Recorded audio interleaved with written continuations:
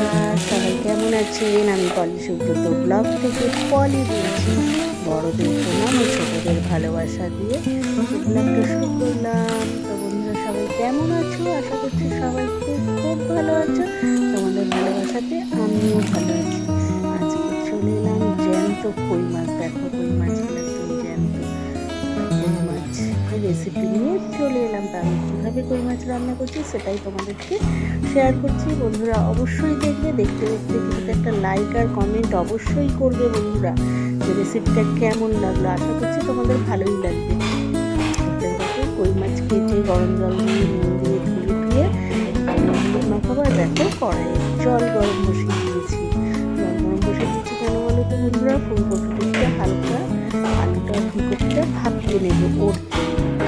দেখো জলে একটু নুন দিয়ে দিলাম, ফুলকপিটা আলুটা দিয়ে আবার ঢেকে দেবো, যাতে ফুলকপি আলুটা একটু ভালোভাবে তাড়াতাড়ি ভাপ চলে আসবে। দেখো সব দিয়ে দিলাম, আস্তে আস্তে সব দিয়ে দিচ্ছি। এবার ঢেকে দেবো।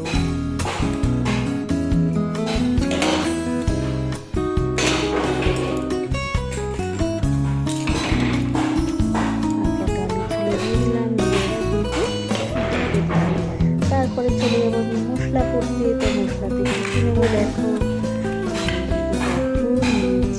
কাঁচা লঙ্কা, তোমার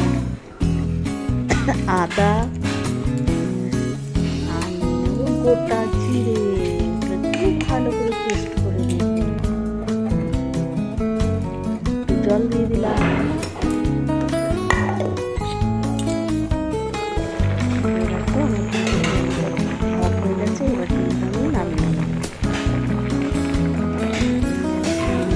জল ছেঁকে নিব। আমি জল ছাড়তে দিয়ে দিলাম। তারপরে দেখো কড়াই দিয়েছি, কড়াইটা গরম হলে তেল দিয়ে দেবো। তেল দিয়ে ভালো করে দেখো কড়াইটা গরম হয়ে গেছে। তেলও গরম হয়েছে, তেলের মধ্যে অল্প হলুদ দিয়ে দেবো। তেলটা ভালো করে নেড়ে ছেড়ে আবার হলুদ দিয়ে দিলাম। হলুদ দিয়ে আমি মাছগুলো ভেজে নেবো। হলুদ দিলে কী হয়, মাছগুলো খুব সুন্দর ভাজা হয়, লাগে না কড়াই। কই মাছ জানো তো দিলেই বেঁচে যায়, কড়াই তেলে দিলে বেঁচে যাবে।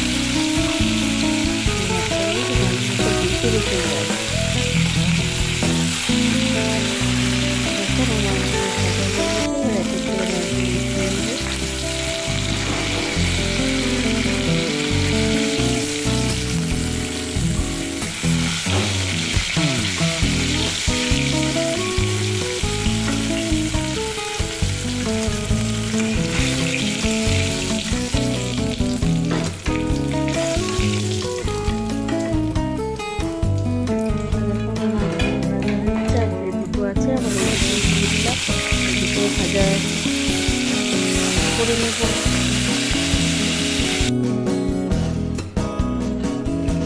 দেখো মাছগুলো সব ভাজা হয়ে গেছে। কড়াই কিন্তু আরও অল্প তেল দিয়ে দিলাম, অল্প একটু বেশি দিতে হবে। দেখো কেন কপি ভাজতে একটু তেল লাগে। এবার আমি ফুলকপিগুলো ভেজে নেব। ফুলকপিগুলো এবার ছেড়ে দিলাম কড়াইয়ে।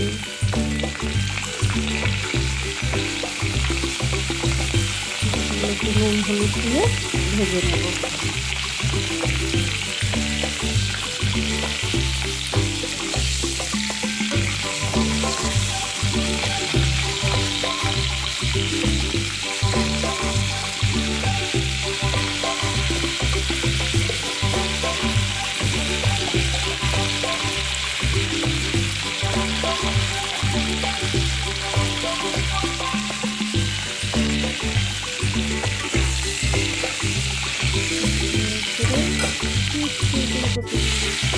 দেখো আমার ফুলকপিগুলো লাল লাল করে ভাজা হয়ে গেছে। এবার কিন্তু আমি ফুলকপিগুলো উঠিয়ে নেব।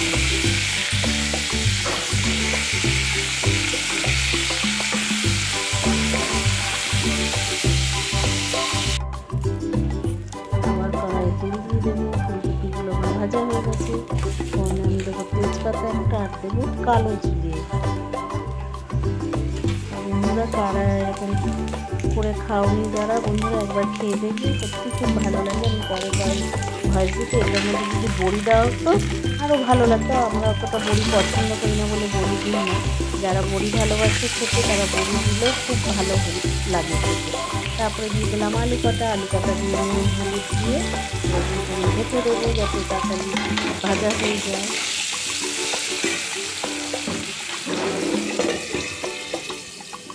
দেখো জল গরম বসিয়ে দিয়েছি, মাছের ঝোলে জলটা গরম দেবো। দেখো বন্ধুরা আমার আলুটা কিন্তু ভাজা হয়ে গেছে, লাল লাল হয়ে গেছে। দেখো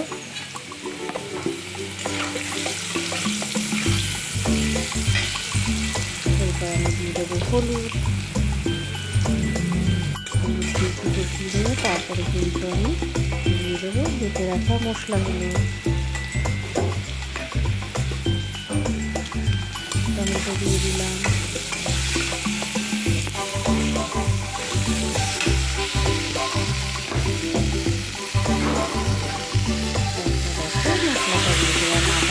কাঁচা লঙ্কা বাটাটা দিয়ে ভালো করে একটু কষিয়ে নেব।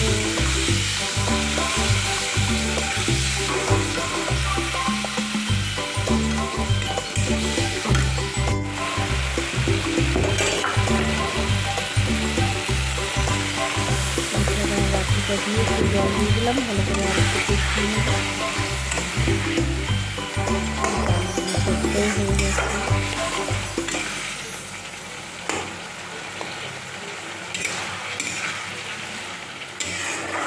এরপর আমি ফুলকপি দিয়ে দেবো, ভেজে রাখা ফুলকপিগুলো দিয়ে খুব ভালো করে কষিয়ে নেব মশলার সঙ্গে।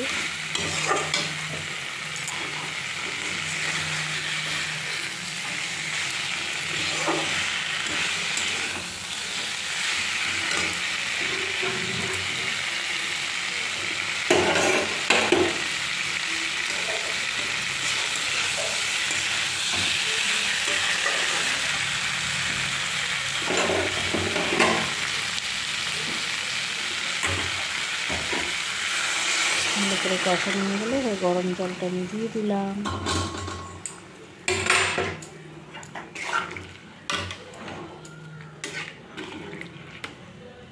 এবার ভালো করে আমি জল দিয়ে ভালো করে মিশিয়ে নেড়ে চেড়ে দিলাম। এবার কিন্তু আমি আবার ঢেকে দেবো। মাছের ঝোলটা ফুটে এসছে, এবার কিন্তু আমি ভেজে রাখা মাছগুলো দিয়ে দেবো।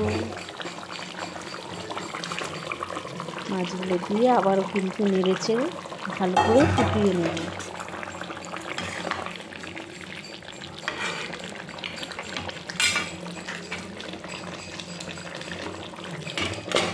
আবার ঢেকে দিলাম। তারপরে এবার কিন্তু ধনেপাতা দিয়ে আমি কিন্তু নামিয়ে নেবো। আর একটু ফুটলে আর একটু ঝোলটা আমি শুকাবো। মাছের ঝোলটা প্রায় আমার হয়ে গেছে, এবার আমি নামিয়ে নেবো। তার আগে আমি ধনেপাতাটা দিয়ে দিচ্ছি। ধনেপাতা দিয়ে আর একটু ভালো করে নেড়ে চেড়ে ফুটিয়ে নেব, তারপরে কিন্তু আমি নামিয়ে নেব। তা বন্ধুরা আজকের মতো ভিডিওটা এখানেই শেষ করছি। অবশ্যই লাইক কমেন্ট করবে, আর যারা নতুন বন্ধুরা হবে অবশ্যই লাইক কমেন্ট আর শেয়ার আর সাবস্ক্রাইব করে আমার পাশে থাকবে আর আমাকে বন্ধু করে নেবে। যে যেখান থেকে আমার ভিডিওটা দেখছে সবাইকে অসংখ্য ধন্যবাদ আর ভালোবাসা। দেশের ও দেশের বাইরে থেকে যারাই দেখছে, তো সবাই ভালো থাকবে, সুস্থ থাকবে। তোমরা ভালো থাকলে তোমাদের ভালোবাসাতে আমিও ভালো থাকবো। অবশ্যই তোমরা এইভাবে আমাকে সাপোর্ট করে যাও। টাটা।